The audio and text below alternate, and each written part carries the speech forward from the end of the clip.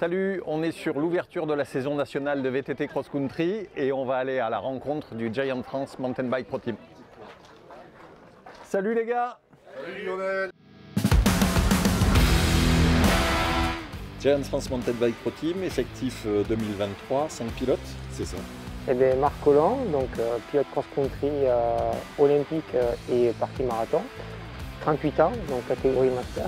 My name is Didi de Vries. I am 25 years old and I'm from the Netherlands. I am a mountain bike eliminator specialist. Je m'appelle Lorenzo Serre, j'ai 24 ans et je suis spécialiste du cross-country eliminator. Hugo Weiss, j'ai 23 ans et je fais du cross-country olympique. Donc on termine l'effectif avec Rémi Gros-Lambert. Allez, tu vas!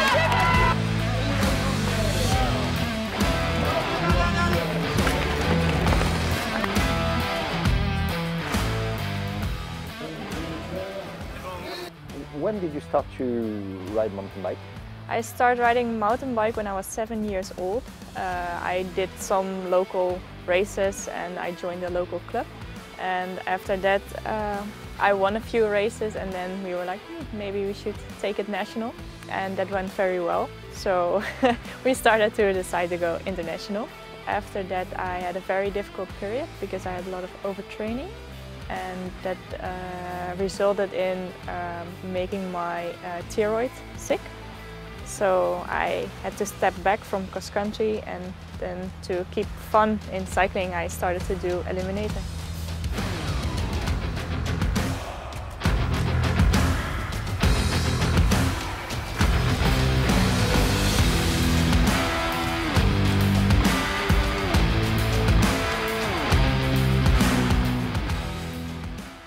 Cross Country Eliminator, pour faire très court, présente la discipline. Ouais, c'est une discipline très courte, très explosive, sur des manches de 2 minutes 30, qui se déroulent environ sur 5 manches. Selon toi, les qualités d'un pilote éliminateur, c'est quoi? L'explosivité, mine de rien l'endurance, et le mental va beaucoup jouer sur les qualités d'un pilote.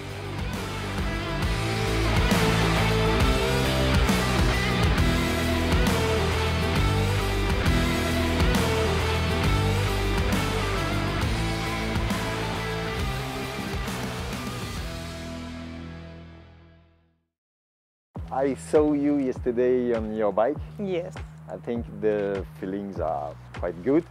I felt great yesterday. It was too bad that I had a flat tire because I was so curious about what the result would be if I could finish the race. Est-ce que tu peux me citer les grandes lignes de ton palmarès?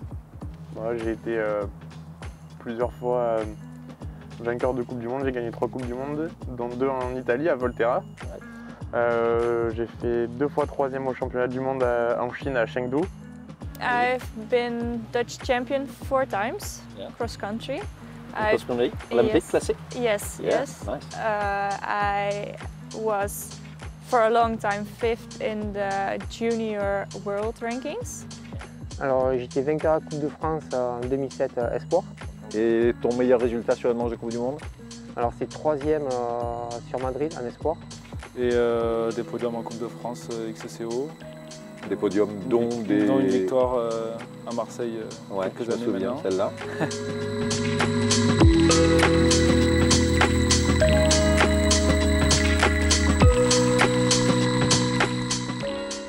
Au niveau national, on te voyait moins en tant que coureur. Tu mixes vie perso et vélo. Ouais, donc effectivement à un moment donné j'ai saturé du haut niveau. Donc je me suis lancé dans ma reconversion et la reconversion d'un sportif haut niveau c'est pas toujours simple et tout. Et puis depuis quelques temps j'ai retrouvé un équilibre avec une copine et puis un travail. Donc et il faut mixer ces deux, l'entraînement, le travail. Même directement c'est pas mal parce qu'au final ça lève de la pression. Donc on sait qu'on fait du vélo pour le plaisir.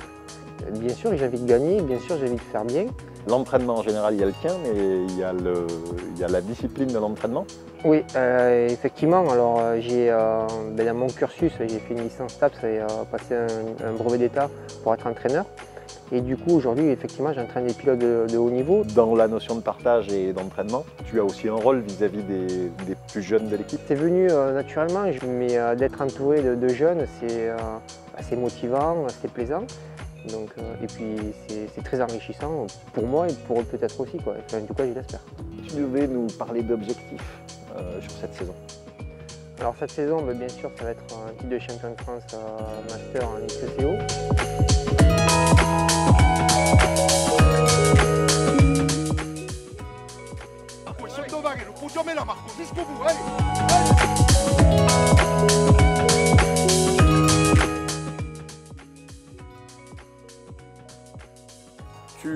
Nous, on te connaît plutôt en tant que pilote de VTT cross-country, mais il n'y a pas que ça, les études aussi. J'ai eu ma licence STAPS en entraînement. J'ai fait tout l'hiver, j'ai eu de la chance de pouvoir faire que du vélo. Je vais voir si je peux faire une saison comme ça avec l'aide de mes parents. Quand on veut vraiment se consacrer à ça, parce que les gens ne se rendent peut-être pas forcément compte, c'est quoi le volume d'entraînement pour quelqu'un qui veut se donner les moyens de rouler au niveau auquel tu prétends? Ça dépend, c'est très individuel. Dans tous les cas, c'est compliqué de faire autre chose à côté. Enfin, si on veut vraiment performer, s'il faut se manger 20 heures ou 25 heures par semaine, le plus important, c'est la récup. Justement, sur cette saison, si tu devais te fixer un objectif? Un top 10 Coupe de France, championnat de France, en cross.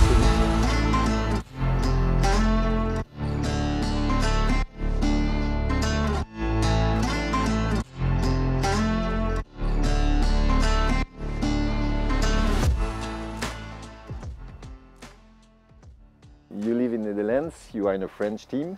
How do you train? I do a lot of training on the road bike because the only thing we have where I live is road. We don't have much hills or forests to train in. So I do a lot of my trainings on the road, also with the mountain bike. Most of my trainings I do alone. But my cousin is a road biker and she rides for Jumbo-Visma. So we try to combine our trainings together so we both have someone to train with. And sometimes you have two opportunities to ride in mountains? Sometimes, yes.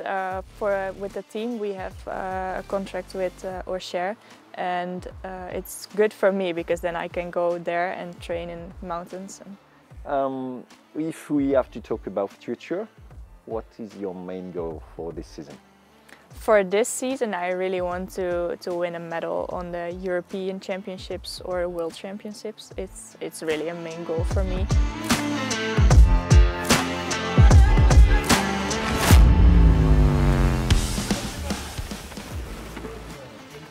Bon, tu évolues à un niveau qui est national et international. Le team s'appelle Giant France Mountain Bike Pro Team. Autour de toi, tu as des professionnels. Mais et toi, comment tu gères au quotidien? Parce qu'il y a une vie perso et tu ne vis pas du VTT actuellement. Cette année, je me suis rajouté un concours de pompiers volontaires qui me prend pas mal de temps pour cette saison. Bon, ça sera différent les années suivantes, mais c'est vrai que la première année, il y a beaucoup de formations à prendre en compte pour ma préparation pour le vélo. Donc c'est vrai que j'ai eu un peu moins de temps jusqu'au jour d'aujourd'hui pour me préparer, mais bon, ça devrait le faire. J'arriverai à caler vie perso et la vie professionnelle entre guillemets du côté vélo. Ça devrait bien se passer. Je vais être très clair avec toi, hein. On a souvent vu sur les résultats des qualifications Lorenzo meilleur temps. Et au final, on arrive sur la finale, on arrive sur les demi-finales. Et on a parfois le sentiment qu'il y a un petit truc qui manque à la bascule, tu es vachement réglo sur les trajectoires. Mais soyons clairs, l'éliminator, il faut être un peu méchant, quoi, non? Il faut être un peu méchant, mais c'est vrai que c'est une course d'un jour. Après, c'est vrai que beaucoup de facteurs vont faire que pour arriver jusqu'au bout, il va falloir que toutes les planètes soient alignées, comme on dit. Il va falloir que le vélo marche, que le côté physique marche et surtout le mental aussi pour arriver jusqu'au bout. C'est vrai que des fois, à partir des qualifs, c'est vrai que souvent je suis souvent dans les premiers. À partir de là, la pression peut vite monter déjà dans la tête et dans l'entourage. Donc c'est vrai qu'il faut réussir à gérer cette pression jusqu'au bout. Et ce qui va faire vraiment de basculer, ça va être vraiment le mental et les qualités techniques pour arriver jusqu'au bout de la manche premier, quoi. Si tu devais te fixer un objectif cette saison, qu'est-ce que tu as en tête? Ah ouais, toujours les, entre guillemets les mêmes, les grandes lignes. C'est vrai que jusqu'au jour d'aujourd'hui, j'ai toujours tourné autour du pot, comme on peut dire.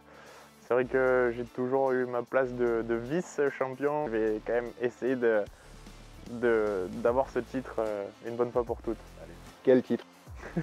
Le titre éventuel, le titre que tout le monde rêve, le titre de champion du monde, ouais.